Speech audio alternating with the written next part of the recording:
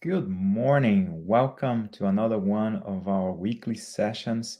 It's always amazing opportunity for us to get together Saturday mornings and discuss some very interesting spiritist topics.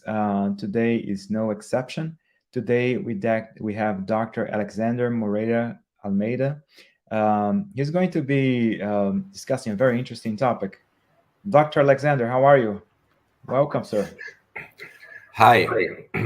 Thank you very much. Thanks for the opportunity for being here and having a talk with you.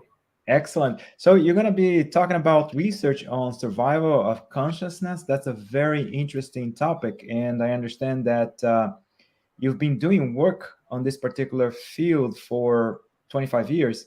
So for those who don't know you, Dr. Alexander, so let me just go over a few things. So basically, you're associate professor of psychiatry and director of research center in spirituality and health in the School of Medicine in the Federal University of Juiz de Fora, that's in Brazil. You're the chair of the section on spirituality of the Latin American Psychiatric Association. You are the former chair of the sections on religion, spirituality, and psychiatry of the World Psychiatric Association and the Brazilian Psychiatric Association. You have worked in the scientific investigation of spiritual experiences for more than 25 years and authoring more than 160 papers published in peer-reviewed journals and chapters that received more than 700 citations. More than 400 presentations at academic meetings in 12 countries. Your primary emphasis is in the last decade has been investigation of the evidence of consciousness activity beyond the brain, especially for evidence for survival of human consciousness after death. So you're also the editor of books exploring frontiers of the mind-brain relationship and spirituality and mental health across cultures. Dr. Moreira-Almeida, thank you for taking time off your such a busy schedule and be with us today and discuss this very interesting topic. Thank you very much. It's a very good opportunity to be here. I'm very pleased in discuss with you and all our colleagues about this. And specifically, the work that I will present today is based on a book that I've written with two other colleagues, Humberto Coelho and Mariana Costa. This is a book that we published in the mid of this year, in the mid of 2022, at Springer, the publisher Springer. It will be The Science of Afterlife. So, fantastic. Thank you for also mentioning your book. I mean, looking forward to knowing more about it. Yeah, this presentation here, it's kind of a summary of the book. So actually, this is the first time that I will present the summary of the book. So exciting. I'm very happy in doing this. Without further ado, please, you have the floor. Please go ahead and present your work to us. Okay, thank you very much. So what we'll discuss here is about scientific evidence for the survival of human consciousness after death. As I said previously, this is a book that is impressed at Springer, the publisher Springer, and the title, it will be The Science of Life After Death. It will be released in the mid of 2022. So this is a work written by me, Alexander Moreira-Almeida, and a colleague here from Federal University of Juiz de Fora, who is also associate professor of philosophy and co-director of our research center in spirituality and science, and also a psychiatrist, Mariana Costa. So this is a collaborative work, and so I present here the summary of our studies. So basically, we will start providing about the importance of the idea of survival for humanity, philosophy, religion, and even to science. And also we will discuss some of the main arguments against the possibility of survival of consciousness. We will use the word consciousness in similar to mind, the consciousness, spirit, soul, the meaning of the thinking being, the I. That's the idea. The idea is does the thinking being, the I, survive after death or not?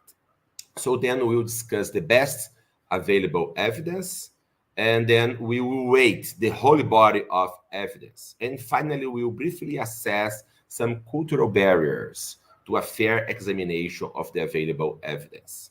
We will hope we will have some time for questions in the end of our talk. So first, regarding the importance of the belief in afterlife or in survival after death. It's despite the secularization, the increase in secularization, the world, by large, most of the world's population believe that we survive after death. Excluding China and Russia, where that have been submitted to some governments for decades that were against religious or spiritual ideas, at least 60% of the population of the 10 most populous countries in the world believe in life after death.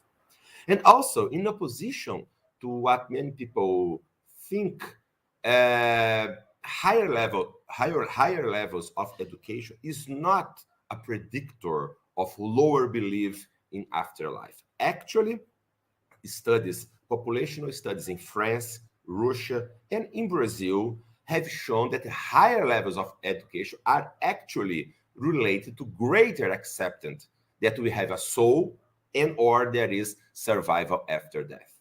So we will also, regarding most of the data that we present, we will provide some reference in the bottom of the PowerPoint presentation, like here. So for those who'd like to go deeper and see the evidence, to see the studies that were published, so we selected basically mainly scientific papers that provide better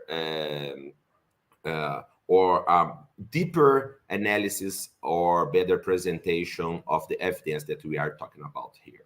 Okay, so the belief of afterlife or life after death is one of the most pervasive among cultures and religions. Actually, there is no culture basically where there is not a belief in afterlife.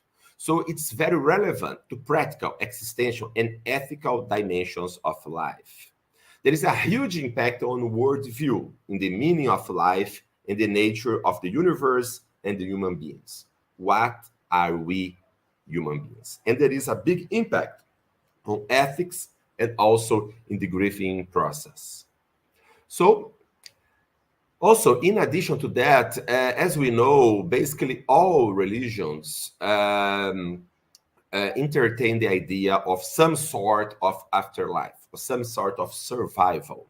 And as we know, most of the world's population, actually 84% of the world's population reports having a religious affiliation. Even in the 16% that does not have a religious affiliation, most of them have some sort of spiritual beliefs and practices, and many of them also hold the belief in afterlife.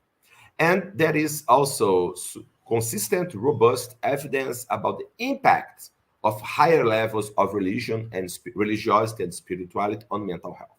This is a book also that we just published at Oxford University Press, Spirituality and Mental Health Across Cultures, where we put together more than 30 authors, leading authors from 12 countries to discuss the implications, the clinical implications to mental health of religion and spirituality. And we have currently literally thousands of empirical scientific studies about the impact of religious or spiritual involvement on health and mental health. On average, higher levels of religion and spirituality are associated with lower general mortality. There is a decrease on around 30% of general mortality for all causes. There is a lower levels of depression, suicidal behavior, even suicidal deaths, lower levels of substance use and abuse, and higher levels of quality of life, well-being, and human flourishing.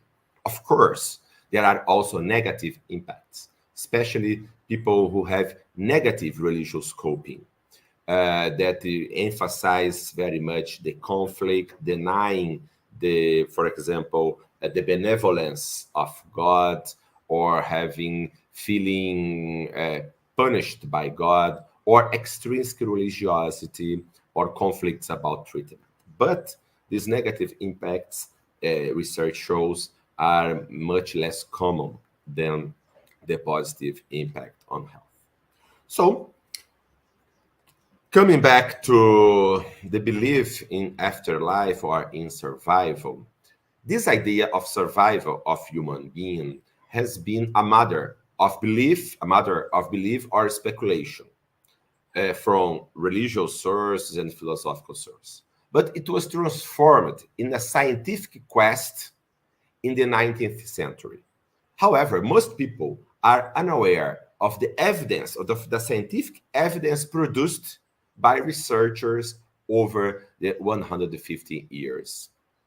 It involved this scientific quest for evidence of survival after death, involved some of the brightest scientific and philosophical minds of the period, including the Nobel laureates like Charles Richer, the Pierre and Marie Curie, Henri Bergson, and Lord Rayleigh. So many high-level scientists and researchers have been seriously involved in discussion and also in pursuing research, empirical research on survival after death. So the major aim of this presentation is to present and discuss the best available empirical evidence for survival of human consciousness after permanent bodily death, make a strong case for a rational, scientifically based belief in survival. However, many misguided philosophical and ideological prejudices cloud a fair, rational analysis of the body of empirical evidence. As we will discuss briefly, there are many misconceptions that make people believe that it's impossible to have any sort of empirical or rigorous investigation of survival. And it makes people even deny the evidence. One related example, for example, is a professor of psychology at Lund University in Sweden, Edsel Cardenha. He is a world leader in research in psychology, in anomalistic psychology, and even in parapsychology. He published a review paper at one of the most important psychology journals, American Psychologists. He published a review paper a few years ago, summarizing the evidence for parapsychological phenomena, such as telepathy and precognition. So he published the review discussing dozens of high-level research that have been published in scientific journals. However, some authors reacted to Cardenha's paper, basically saying it cannot be true. We don't need even to take a look at the evidence because we know in advance that it's impossible that telepathy exists, for example. So this kind of prejudice, of dogmatism, blocks a fair analysis of empirical evidence.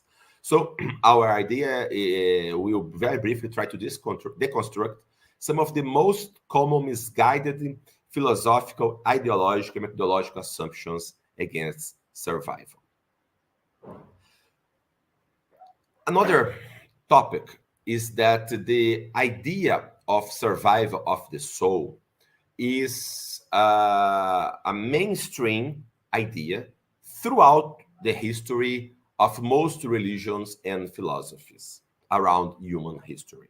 Okay, because all spiritual traditions believe in a sacred transcendent, that there is something beyond the material world that is transcendent to it, usually in the belief in a kind of soul or God, wherever, and this transcendent aspect of human beings survive in some sense that goes beyond the matter. So this is usually a central idea of most spiritual traditions. And also, at least in the Western philosophical tradition, since Plato to Kant, for example, all of them have discussed in some sort the idea of survival after death.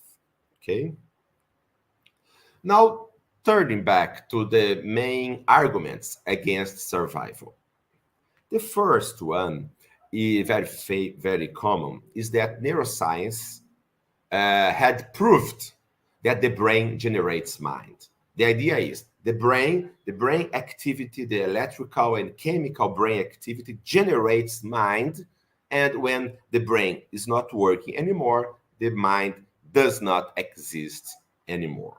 And usually, three sorts of empirical evidence are provided to support this claim that the brain produces mind, and because of that, there cannot be survival of consciousness after brain's death. The first evidence that's claimed to support that brain generates mind is that if we make brain stimulation, electrical brain stimulation, or chemical brain stimulation, we will have changes in mind. We know we give medications, for example, to patients, and patients can improve from depressive mood, for example. Or patients can have a brain lesion, like in Alzheimer's disease, for example, and they have impacts on their minds. So this would, some people would conclude from that the brain generates the mind. The second point, there is a correlation between brain and mind activity. We find functional MRI or SPECT studies, functional neuroimaging studies showing correlations between some sort of brain activation and some sort of mind functioning or emotions. Or, for example, when I see something, I activate my occipital lobe, for example. And finally, there is a parallel. There are parallels between the evolution or development of brain and mind throughout life, from baby to adults, and throughout the evolution of species. So this is usually considered as definitive proofs that brain generates mind. However, this sort of evidence, as we will show, does not imply that brain generates mind. Actually, it shows basically that the brain is relevant to mind manifestation in our daily world. That's the point. The point is, this evidence can be accommodated in the view that brain generates mind, but also can be accommodated in the view that the brain is an instrument, a tool for mind manifestation. For example, we have the musician, you have the instrument, a violin, for example.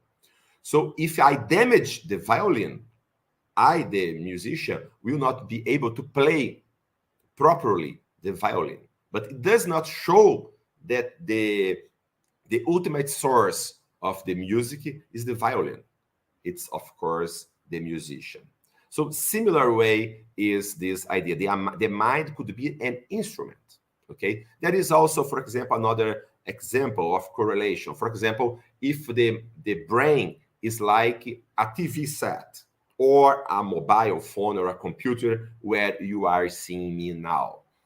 Of course, you know that I do not live inside your TV or inside your mobile phone. Although where I was a child, I believed that the characters of the movies, of the cartoons, they lived inside the TV. Later, I realized that actually the TV set is just a tool for me to be able to see the program, but the ultimate source of that program, of that movie, is not in the TV itself. It's in the TV station, for example. The same situation regards the mind and the brain. If you understand the mind as the TV station, the brain as the TV set. And for example, comparing these three aspects of brain damage. For example, if I damage the TV set, I will not be able to watch properly my TV program. If I make electrical stimulus on the circuits of the TV, I can see images and sounds, but nothing of that proves that the TV set is the ultimate source of the images or of the program. And also, of course, I will be able to see correlates between the image that I see, the sound that I hear, and the activity of the TV circuits. But also, again, it does not prove that TV set is the ultimate source. And finally, of course, the higher the technology of my TV set, the better the quality of the sound of the image. But it's only a tool.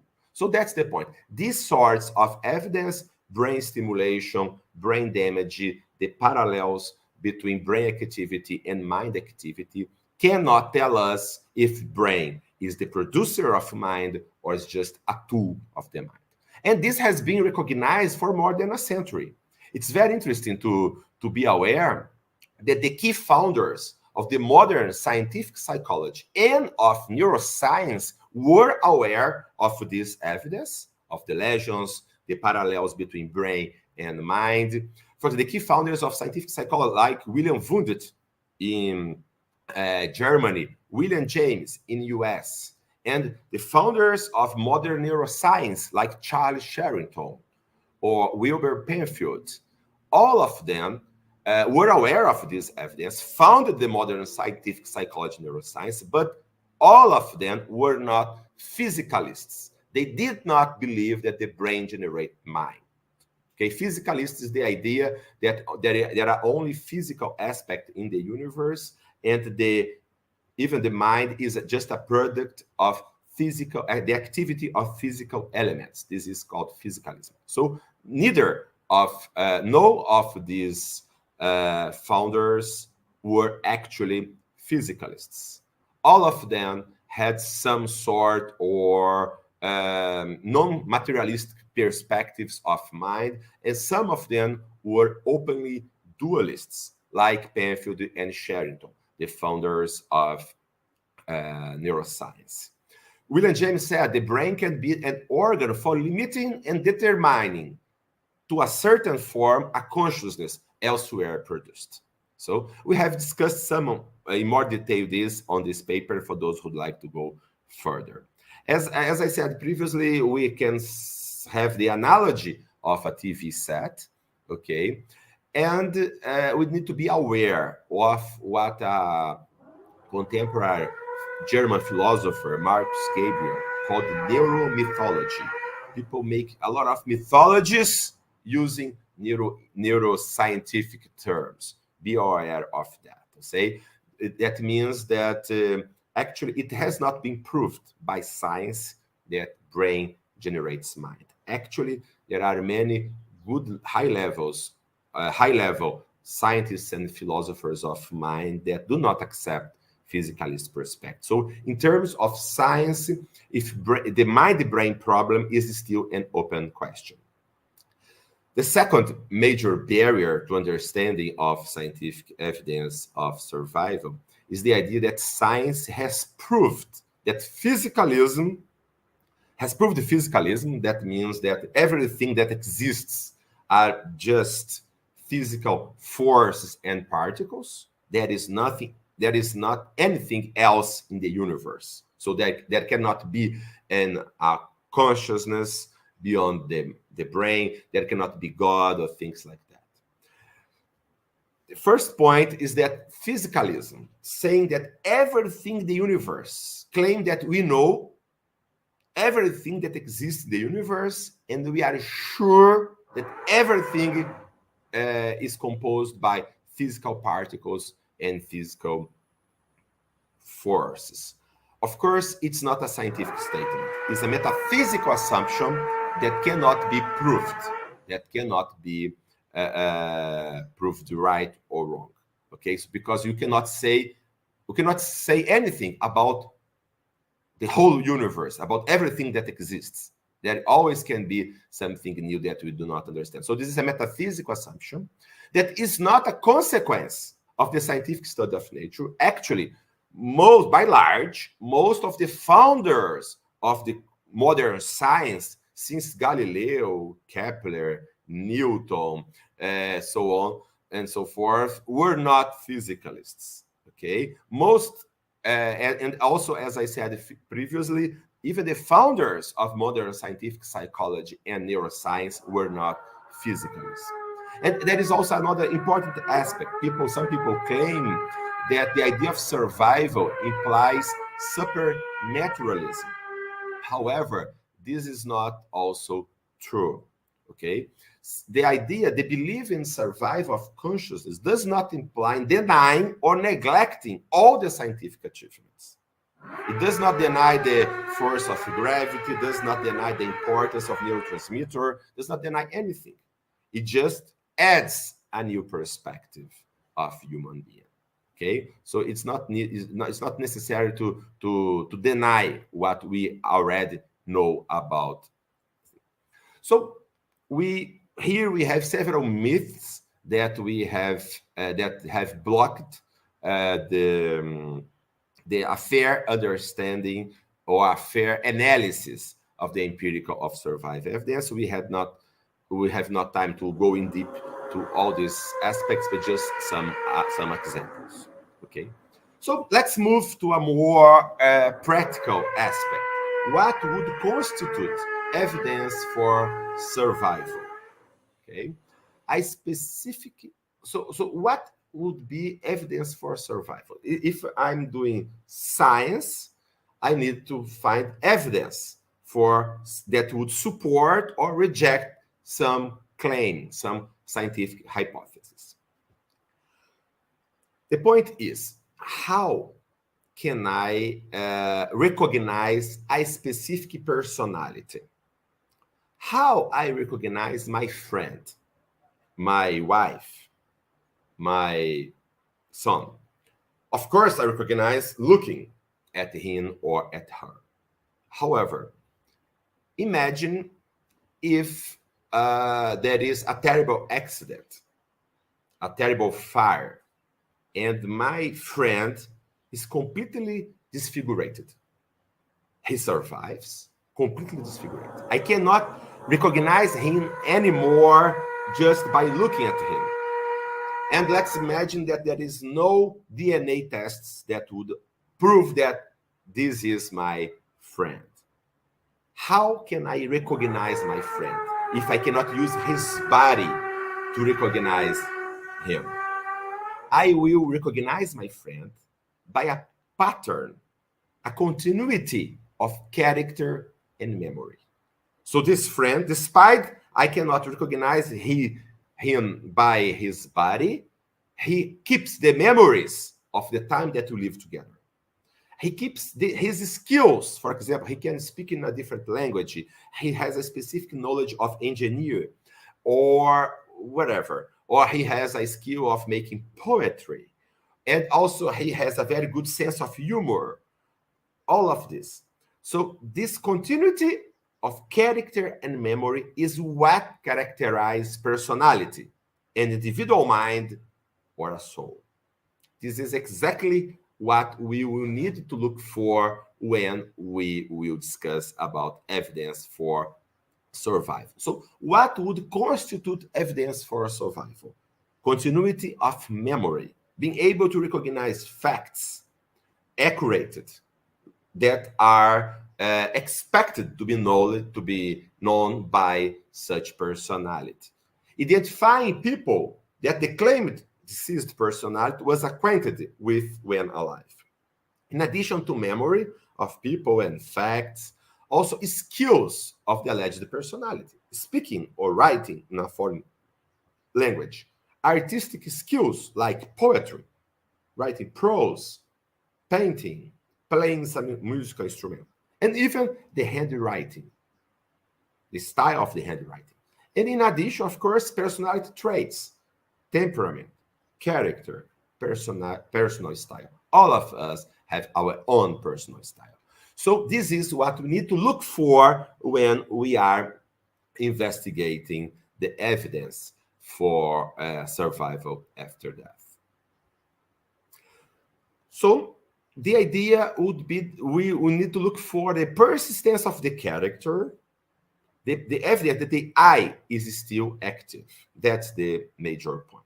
So let's discuss now the three main sorts of evidence, scientific evidence for survival. We discussed mediumship, we discussed near-death and out-of-body experience, and we'll discuss the reincarnation cases, okay? Mediumship evidence. Mediums are people who claim to have the ability to perceive, to communicate with, or to be under the control of deceased persons.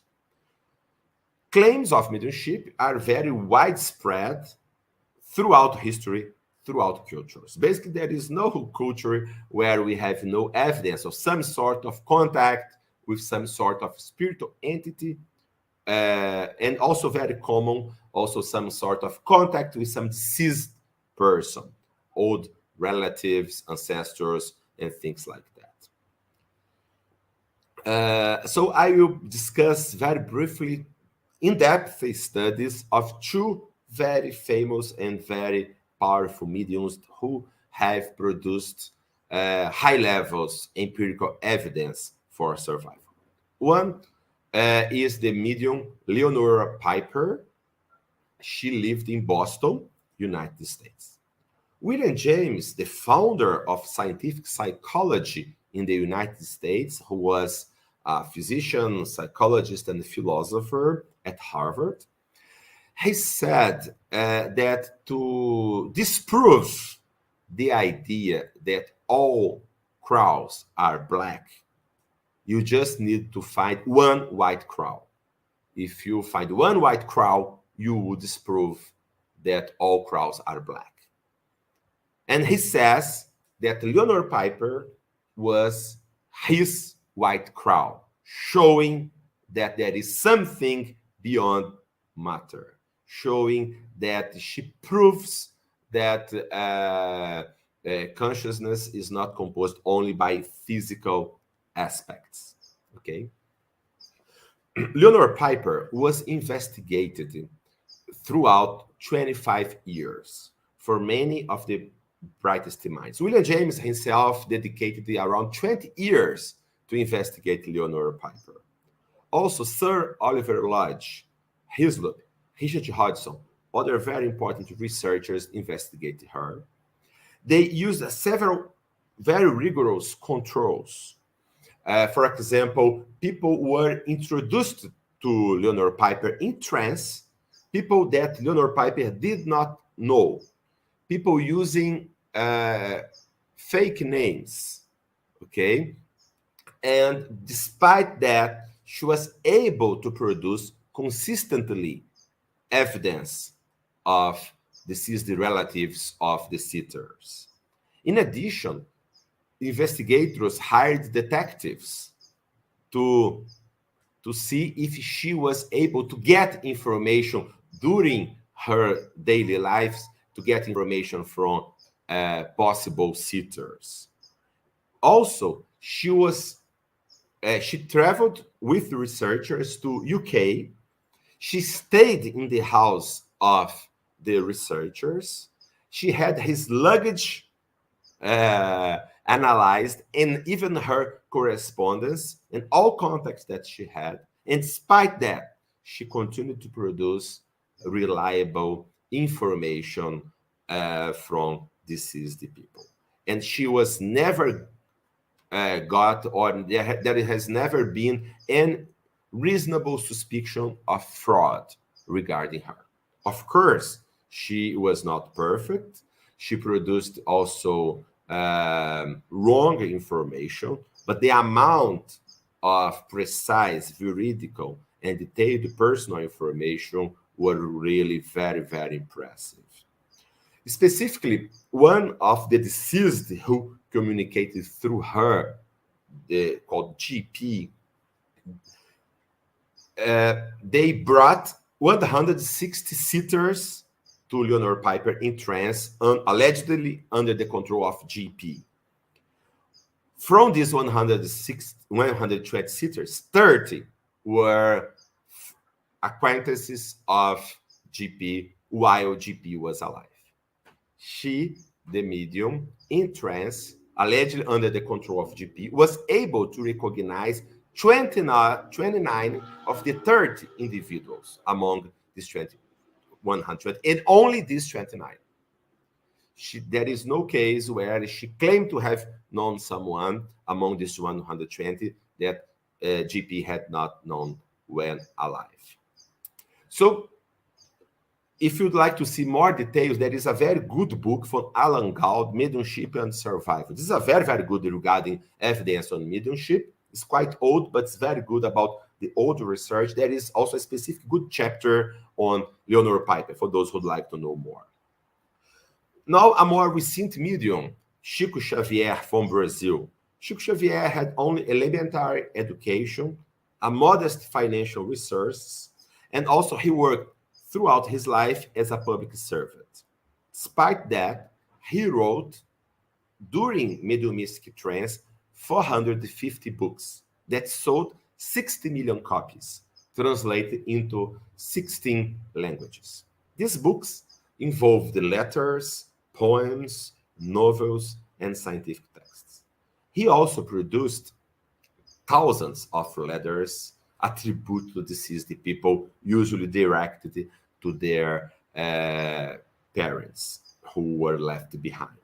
Okay, this is a good biography of Chico Xavier in English, written by Guy Playfair.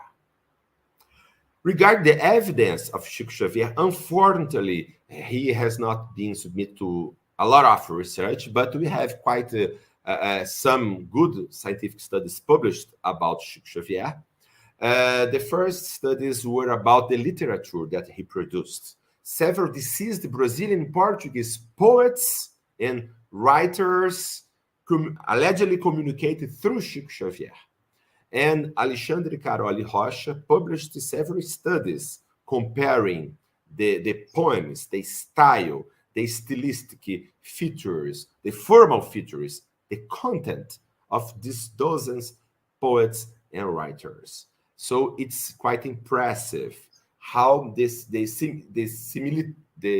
similarity of stylistic and formal features, and even the content, even the knowledge of each author was properly reproduced in each of these authors. Remembering that Chico Xavier had a lower level of education, and also most of his time he was working in his regular job. Okay, and also he lived in quite a small city in a period that there was no internet when he wrote these books, for example, in the 1940s, 1950s, around that period. The second study, very interesting, that was published a few years ago in a scientific journal on neuroendocrinology, is several Chico Xavier's books written in mediumistic trance talked about the pineal gland. At that time, pineal gland was believed to be just a vestigial gland, basically with no function. Even the hormone of pineal was isolated, the melatonin was isolated only in 1958. Despite that, in 1940s, these books talking about pineal gland talked about a lot of endocrinal functions, the impact on sexuality, the impact on mood, and several other aspects of life and mind that were not acknowledged at that time. But this information provided 1940s are in line what was discovered in the decades later and what we know nowadays. And finally, there are some studies. We worked in this last study, investigate the letters attributed to deceased people that Chico Xavier wrote. This is one of the studies published recently in the Journal of Nervous and Mental Disease. That is the oldest active psychiatric journal that has still being published.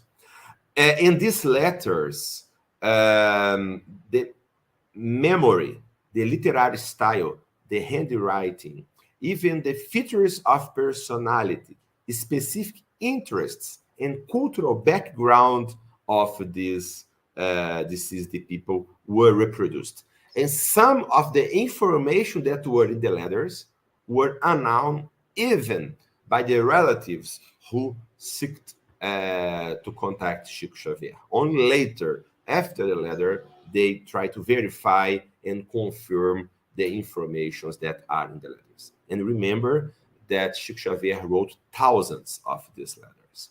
Only a few of them, some dozens, were properly scientific analyzed.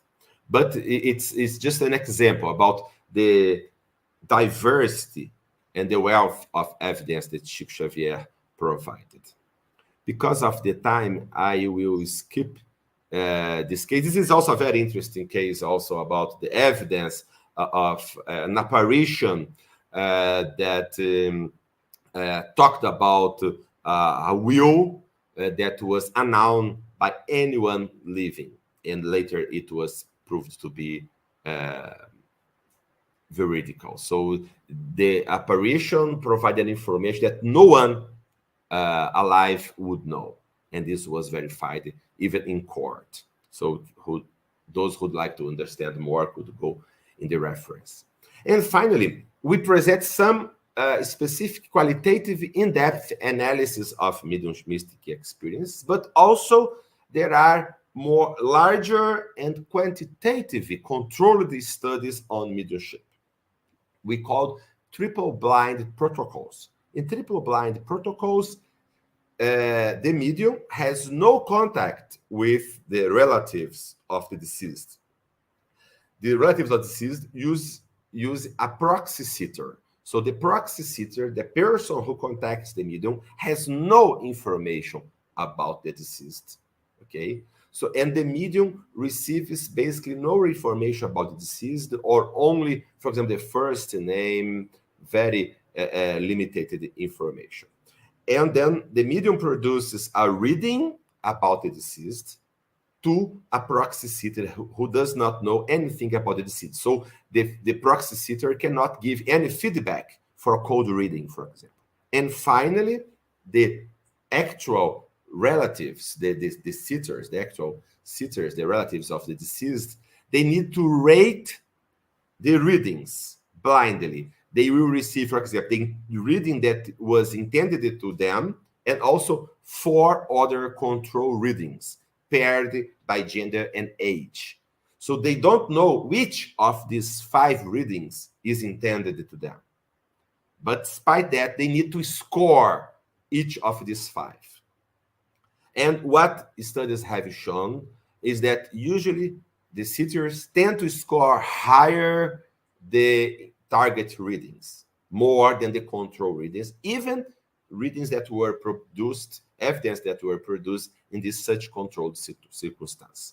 A recent paper that is a meta-analysis. Meta-analysis is a statistical strategy to put together the results from different studies with similar methodology.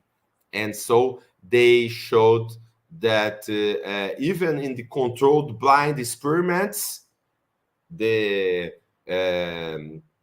target readings scored higher than the control readings, showing that's not just by chance, not just by the desire to believe, the will to believe of the relatives. Okay, and there are some alternative explanations to mediumship. The idea of fraud, over-endorsement of the readings because someone who lost a loved one, for example, they would will to believe in survival, or even coincidence. But these controlled studies have controlled for fraud, for over-endorsement of the readings, and also for coincidence. This is the purpose of the controls in methodology and the statistical tests. So it cannot be explained away in that way. Okay, so let's move. Unfortunately, we don't have time to go in deep in each of these evidence, but we could discuss later in the question and answer period. And also you can go in the reference that we provide here in our talk. Regarding near-death and out-of-body experiences. Well, basically near-death experience when someone is a serious threat of death or more critical situations, medically critical situations, even for example in cardiac arrest, the heart stops, the breath stops, and then the brain. We know that few seconds after the heart stops, the brain also stops. Based on this idea, and based on the physicalist perspectives, when the brain has not anymore an electrical activity, the mind could not exist anymore. But what happens is people who have near-death experience, they claim that they were alive and that they were conscious during these critical periods, even during cardiac arrest. So what is very interesting in this near-death experience, in addition, they also usually refer, not usually, but often they refer during near-death experience, out-of-body experience. They refer that the I was out of the body. They often claim that they can see the body from the ceiling, from a different vantage point. From the ceiling, they can see the body. They see that they are not the body. So this is a different perspective. And what's very interesting regarding near-death experiences, just some examples about the importance of this. Patients refer clear consciousness in a damaged brain. It's very different, for example, in confusional states, intensive care unit. It's very frequent to have confusional states, delirium, when the patient is completely confused, disoriented because the brain is not working properly. This is what we would expect for a non or malfunctioning brain, and not a clear conscious as people in near-death experience. In addition, when people have confusional states in severe medical situations, when they recover, usually they don't remember anything of the experience, or when they remember, they say, oh, I was completely crazy, my mind was not working well. It's completely different for near-death experience. Near-death experience, they say, no, that was real.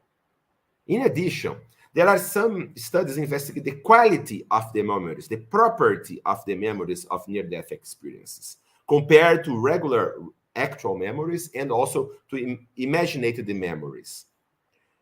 The near-death experience memories have more features, score more in the quality of memory, more than the real memories.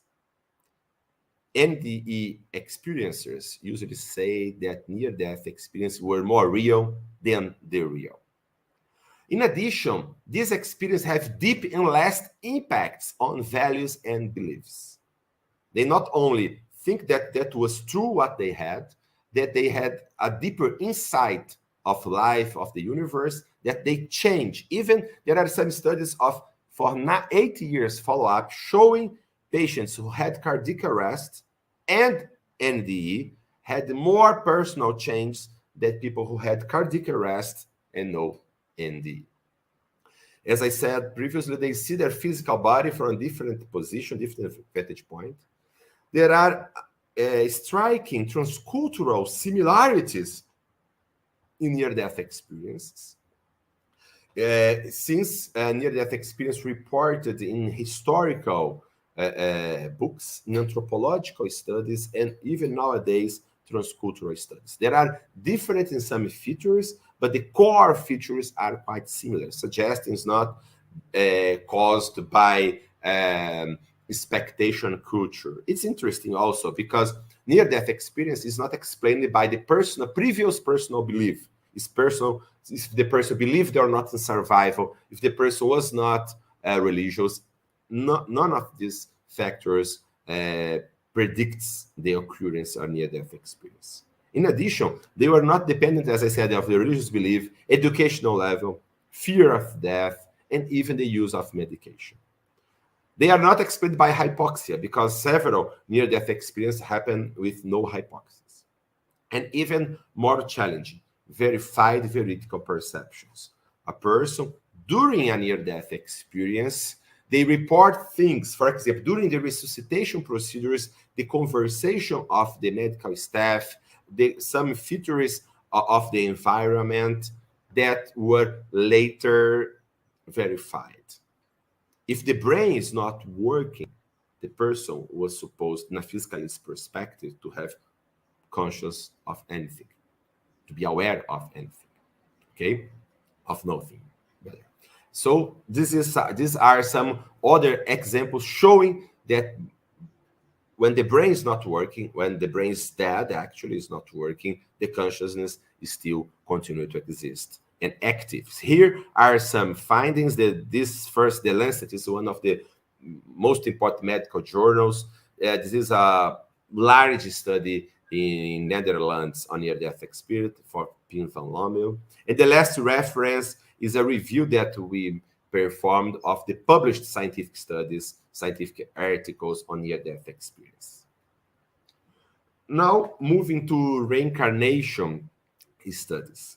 The idea of reincarnation, that we can live more than one life, and can live again in the body, is also a widespread belief, not only in the East, for example, in Hindu and Buddhist populations, but even in Europe and Americas, around 30% of population believe in reincarnation. And in the last 50 years, it has been investigated in scientific studies. There are more than 2,000 registered cases in academic departments of case of reincarnation type, the court case of reincarnation type. Basically, the most common are children. As soon as they start to speak around 2 years old, they start to claim that they had lived a previous life, that they have such and such names, that they had died often in a violent way. They can describe the mode of the death. And also they claim names of people, names of the region, the work that they used to do.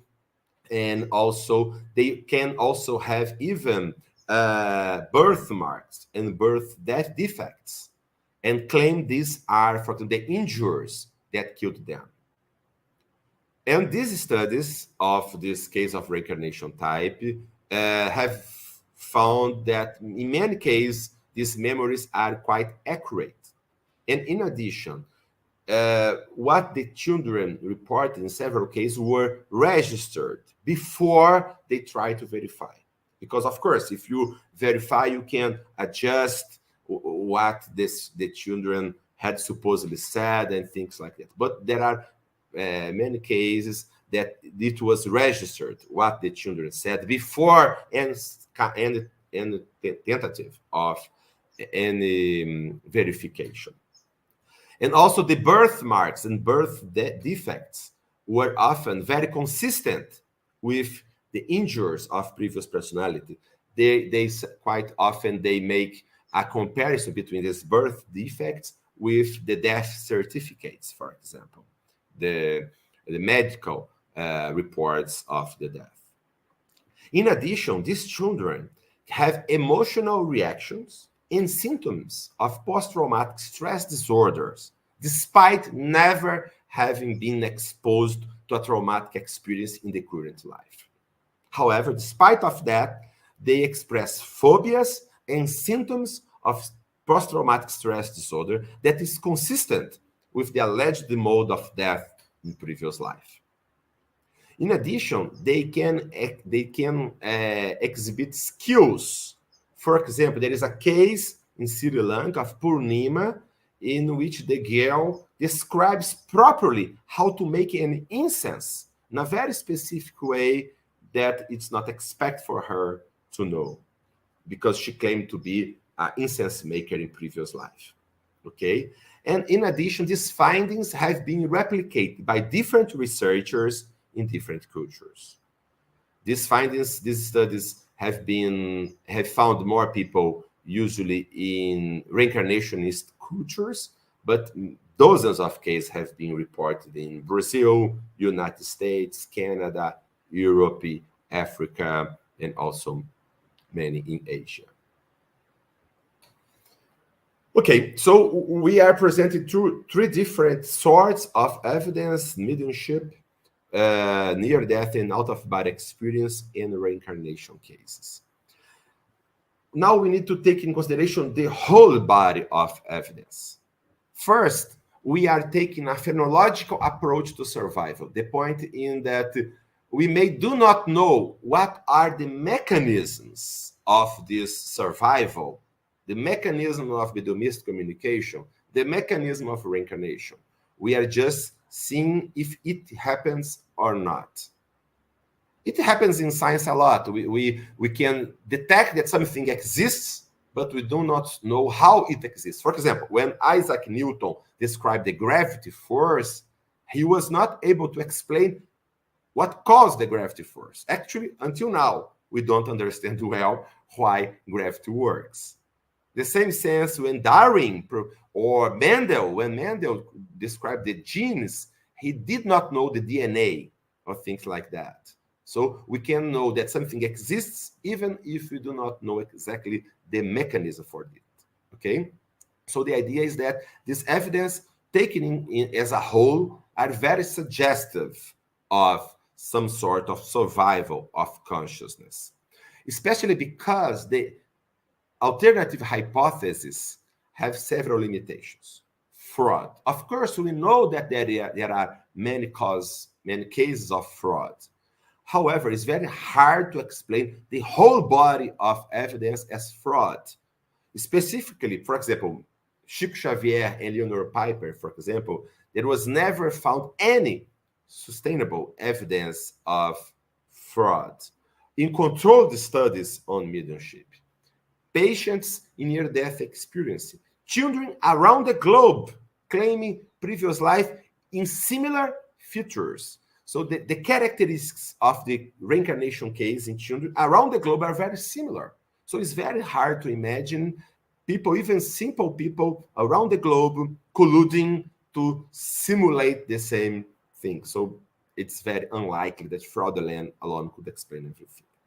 Second, the idea that chance, this would be just by chance, as we said previously, very precise information, very unlikely to be correct by chance. And also there are statistical analysis that exclude or make it very, very unlikely that chance could explain this.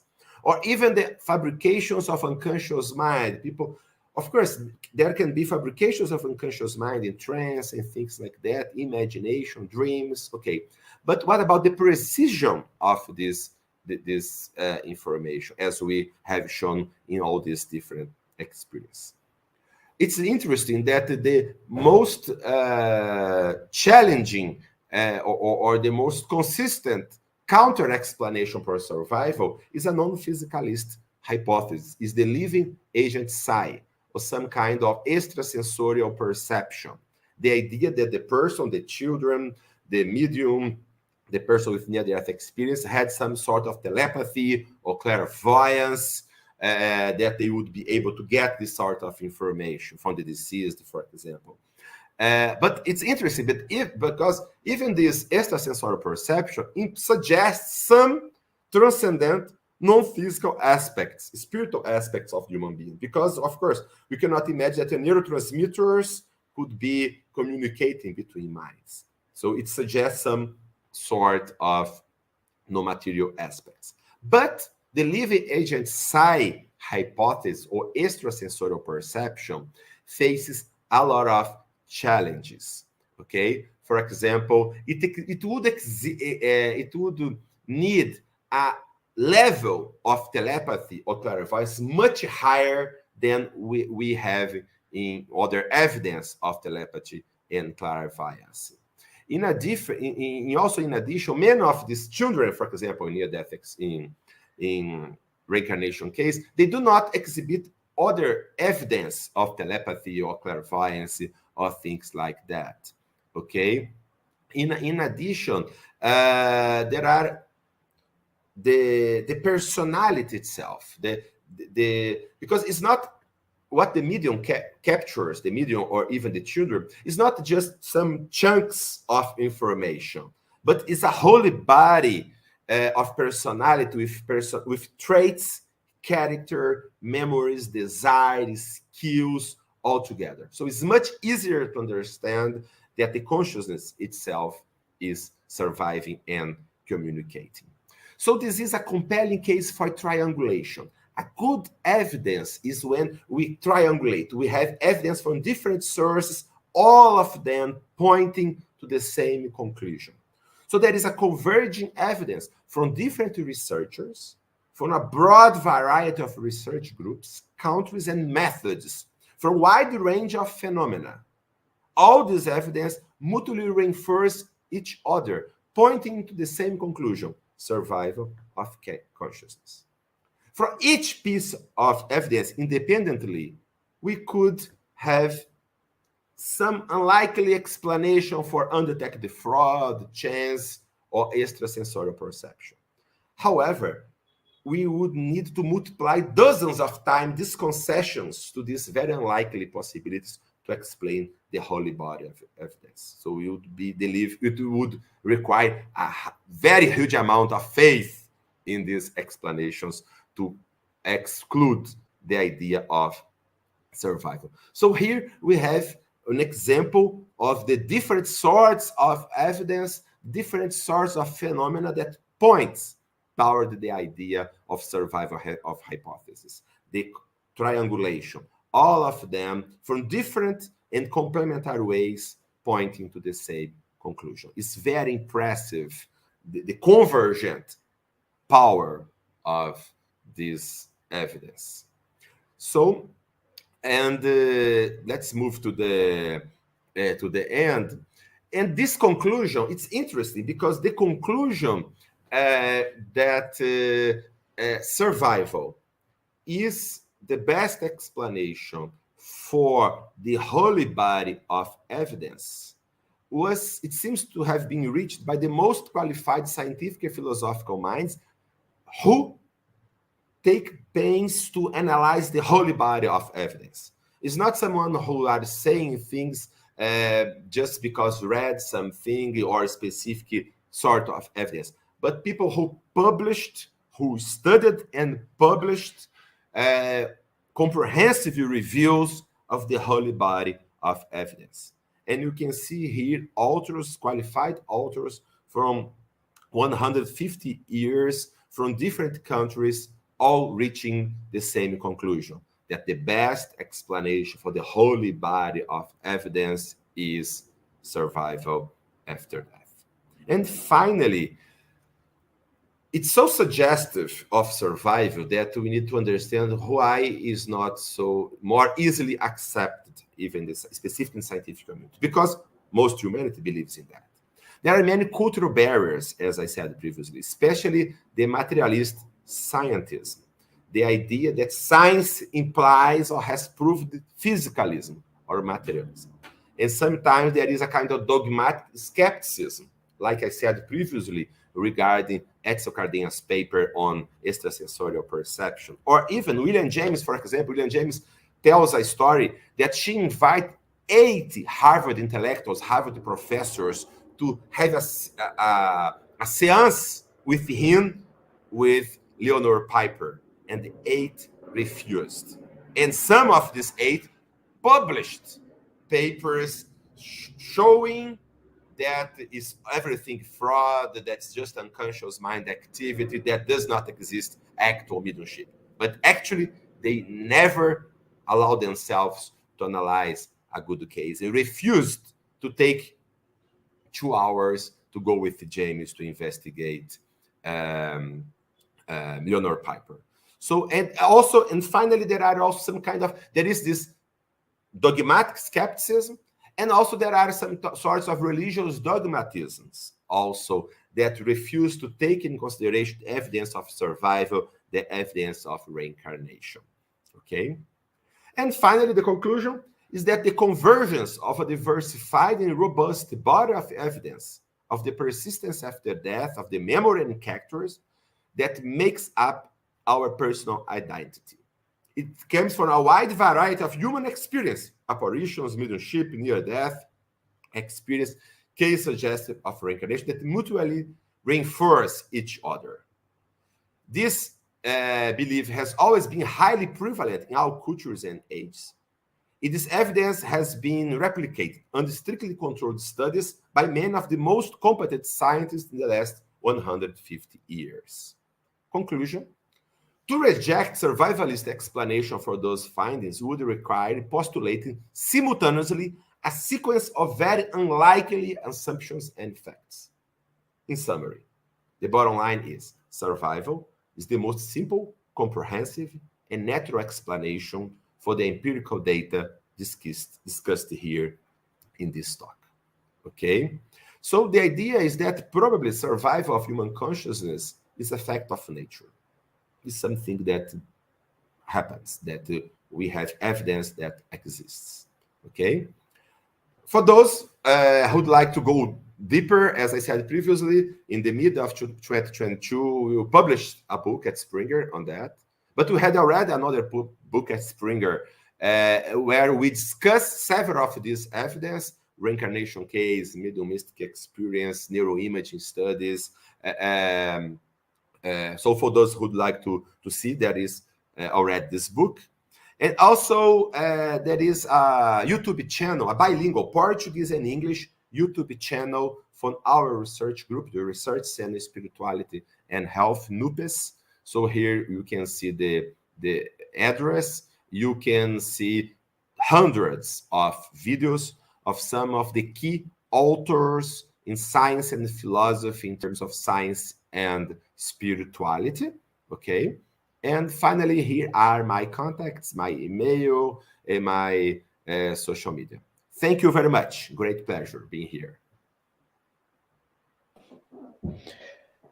Dr. Almeida, that was a very interesting lecture. I mean, I was just absorbing the content. There are two things that I really like that you mentioned. The first of all was that the idea of the survivability of the soul and reincarnation is not just a spiritist idea. It is spread all over the world. It comes from different times. And I like the analogy that you made about gravity, because we know gravity exists. We can experiment with gravity, but it's still, we still don't understand. We've never. It's been only 3 years ago that we finally were able to measure, right, gravity waves. There was a study that was actually Georgia Tech was involved. So I like that particular analogy. And of course, we're open now for Q&A. So let's dive right into those. And Jusara kicks off with question. Dr. Alexander, where is the missing link from science and spirituality to make this connection, since there are so much data from the past and today? Very good question, Jusara. The first point, I think it's important to keep in mind that usually we have the misguided idea that science and religion or spirituality has always been in conflict.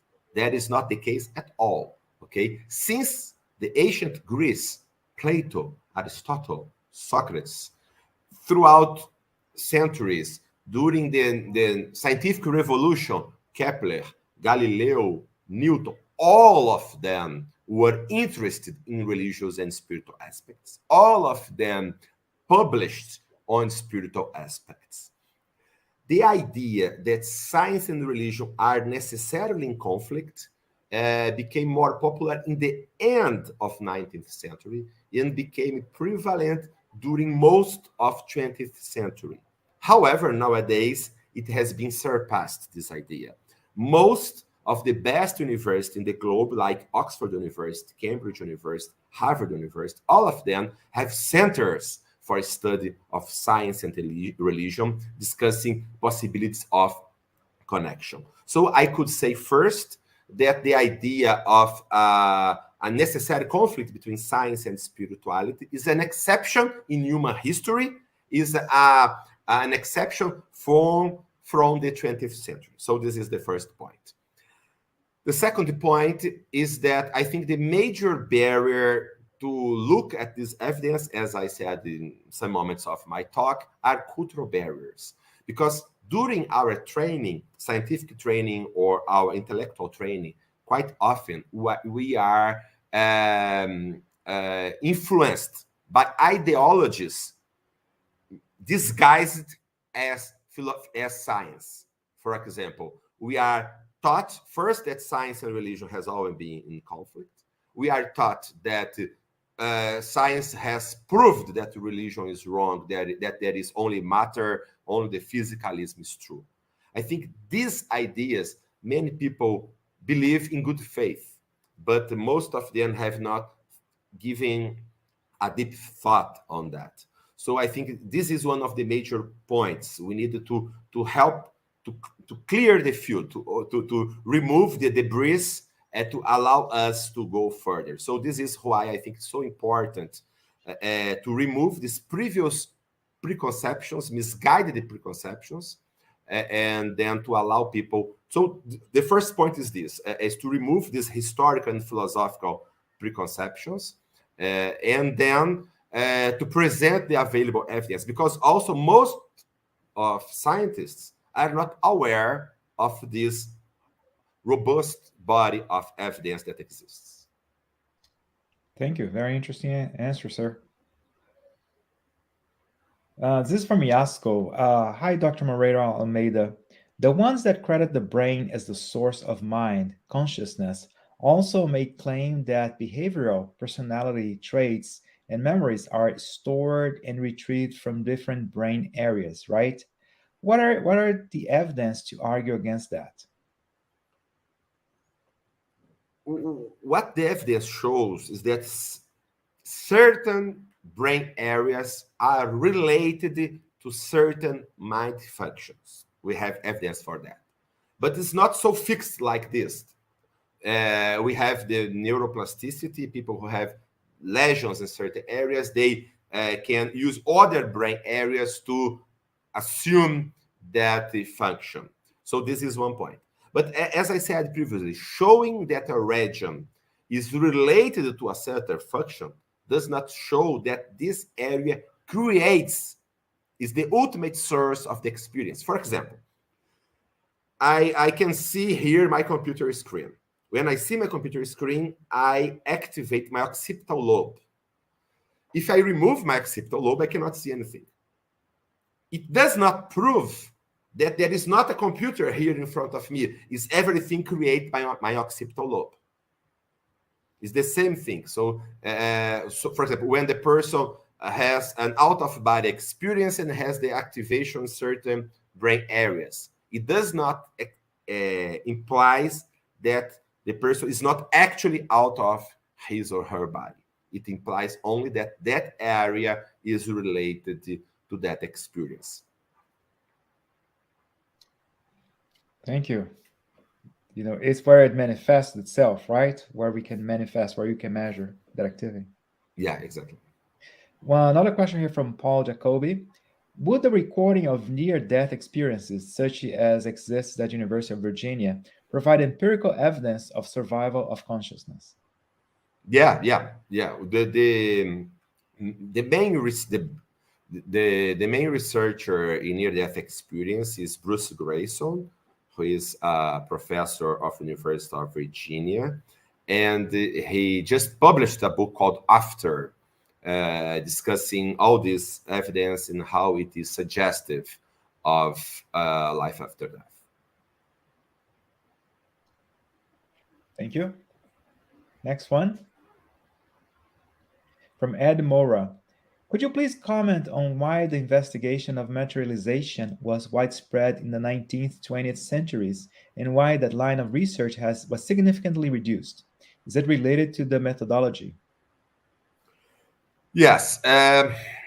This is a tough question to answer. So the materialization, for those who are not aware of that, are mediums. Certain mediums had the property to produce a substance that they called ectoplasm. The term was coined by Charles Richer, who was a physician, Nobel Award person. And this ectoplasm would form a person, a hand, for example, to be a materialization of a spirit. That's the idea. The major problem first is that there were many causes of fraud in materialization. This was a major problem in it. However, many good researchers investigate in depth materialization, especially in the early 20th century, like, for example, Charles Richer himself was César de Lombroso, Charles Richer, many other, William Crookes investigated materializations, and they became quite convinced of the reality of this experience. But this phenomenon nowadays seems to be much more rare nowadays, so we don't have, to my knowledge, contemporary studies on materialization. And also, according to what I had presented previously in my talk, the major evidence for survival is not a physical form, it's the continuity of memory and character. This is the major aspect. Even if you have a form that's similar to a deceased person, it does not imply necessarily that that mind, that consciousness is still surviving. So the evidence provided, for example, by mental mediumship or even by reincarnation seems to be stronger than the materialization. But of course, it's another piece in the puzzle that points to the same direction. Excellent. Thank you for the explanation. From Danielle Santos, let's consider an individual with all the brain functions in perfect condition. How to explain the source of him, her madness, for example?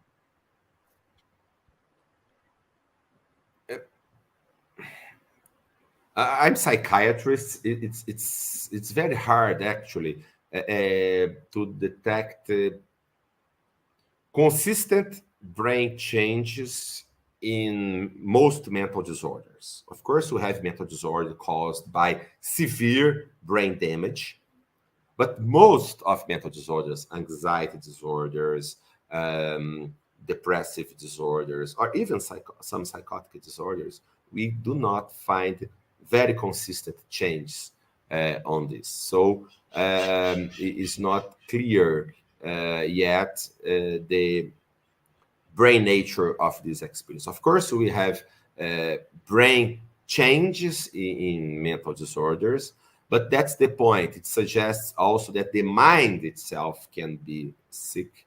The mind itself can be disturbed in this cause. So actually, I propose with many other authors, biopsychosocial spiritual approach to mental disorders and mental health.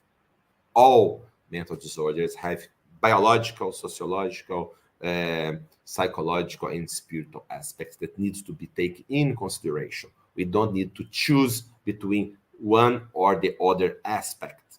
We as human beings, we are the whole. Thank you. That was a very interesting explanation. You know, there is not just something wrong with the brain, right? There's some other aspects and that need to be treated. Yeah, exactly. So from Kirsten Santos, what are your recommendations for spiritists who are healthcare professionals in order to be of optimal help to society? So, by the way, Kirsten is a nurse, so she's a registered nurse. So that that question makes sense. Yeah, we have worked for many years in how to integrate spirituality in clinical practice. That book that we presented at the beginning of my talk, the Spirituality Mental Health Across Cultures, that we just published by Oxford University Press. The whole book is exactly and how to integrate spirituality in an ethical and evidence-based way. That's the point. To integrate spirituality in clinical care is not to deny science, it's the opposite. The evidence of the importance and impact of spirituality on mental health is so strong that not including spirituality is denying science. So I think that's the point. And some ways to integrate this, first is to take a spiritual history. We can ask patients about their own spirituality, about their religiosity, their beliefs, their practices. And then, for example, we can help them to use the positive spiritual resource that they can have. And also we can, for example, address the spiritual struggles that they have. In addition, we can stimulate them to seek support for their religious communities. For example, even spiritual treatments that can be complementary to the treatments that we provide in regular healthcare. Thank you. We have more questions.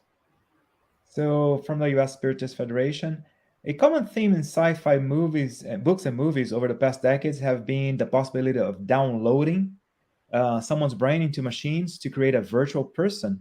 Would that be possible one day? How close would this emulated individual be to a consciousness? I personally think it's not possible, because the idea would be in some way you would be able to. It's this idea parts from a physicalist perspective.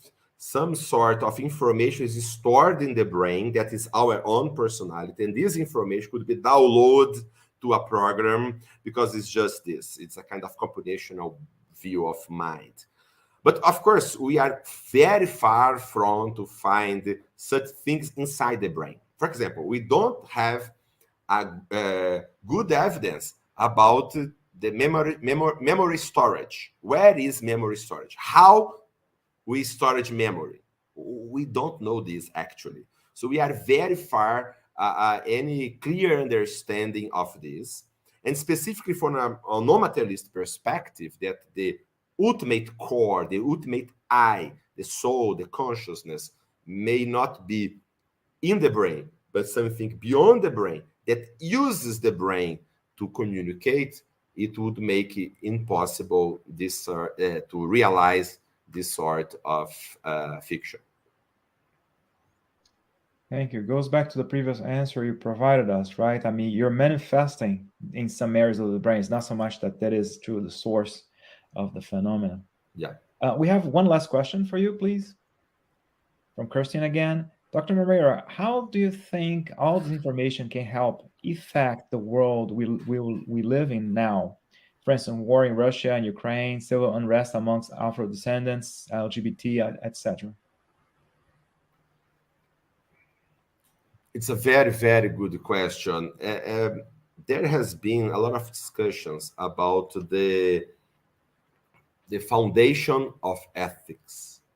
Why should I be kind to other people? Why should I not only try to grasp everything that I can for the nature from other human beings and things like that?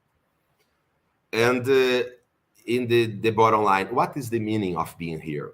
What's the meaning of life? Is there any purpose in life? Usually, materialistic, physicalist perspective are very nihilistic. The idea that everything is caused by chance, there is no reason for us to be here. We are just an accident that will disappear in a few years. This very nihilistic perspective is related usually in studies showing that in lower meaning of life, in more despair, in more in focus more in hedonistic aspects of life, in just taking pleasure of things. It's more related to that. On the other side, if you think you have a different cosmo view, a cosmo vision, if you understand that there is something beyond everything that we are here, that perhaps there is a purpose in life, there is a continuity in life, that and even that ethics is not just something that we create by cultures, but that could be something embedded in the universe, that there are universal moral laws, like all spiritual traditions, and many philosophers have claimed about that. And it's important to say, for example, that the current idea that we have of universal human rights are strongly based on religious perspectives. The idea of universal human rights, that all humans are endowed of inalienable rights. Even the Declaration of Independence, the United States states exactly about that, because we are children of God, we are the image of God. Because of that, we are endowed of inalienable rights. So this idea that we are, in some sense, the images of God, children of God, that gives us some rights or some dignity that cannot be refused. Even, for example, the anti-slavery movement started in the US with the Quakers, based on spiritual beliefs exactly about the brotherhood of all humanity. So it can change a lot. So I think the idea that we have a core that's shared, a spiritual core, all human beings have the same spiritual core that goes beyond the differences in bodies, in races, in gender, sex, whatever. It can help us to build a real universal fraternity. Thank you so much. Thank you for your time this morning. I would like to also thank all of those who were with us and learning from this very interesting lecture. Thank you so very much. So we're about to say the final prayer. I'll be saying the final prayer. So a few reminders. First of all, we have our ongoing course, Initiation into Spiritism. Always good to, in lectures like the one that Dr. Almeida provided to us, it's important for us to always have a strong foundation in Spiritism so we can understand the survivability of the soul. So tomorrow we're going to have our 7th lecture. Is going to be released tomorrow. Next week, continue in our series of talks. We're going to have Flavio Zanetti. He's going to be talking about Spiritism and its message of liberation. So another very interesting topic. So be with us. By the way, we have something like 100 recorded lectures already in this series. So feel free to look them up either on YouTube, on the U.S. Spiritist Federation YouTube channel, or on Facebook. It's a lot of knowledge. Thank you for watching, being with us, and let's get ready for our final prayer. Thank you, Lord, for the opportunity for us to absorb knowledge. Thank you for the constant reminder that us, the independent of beliefs, this reminder that we survive, that we are not just what we present or represent physically, that we are so much more. We are immortal souls destined to become perfect. May at least we try to apply the knowledge that Spiritism provides to us in our daily lives, in our daily decisions. We might not be perfect, not yet, but at least with the basis of what we know, and that we can understand that we are so much better than this very vulgar and very mundane trials, expiations, and experiences that we go through on this tiny little pebble in the universe, which is called Earth. We're so much more than that. May your peace be with us during the rest of this weekend, and might we have a blessed week, and might we continue our journey, trying to learn more and become better spirits. So be it.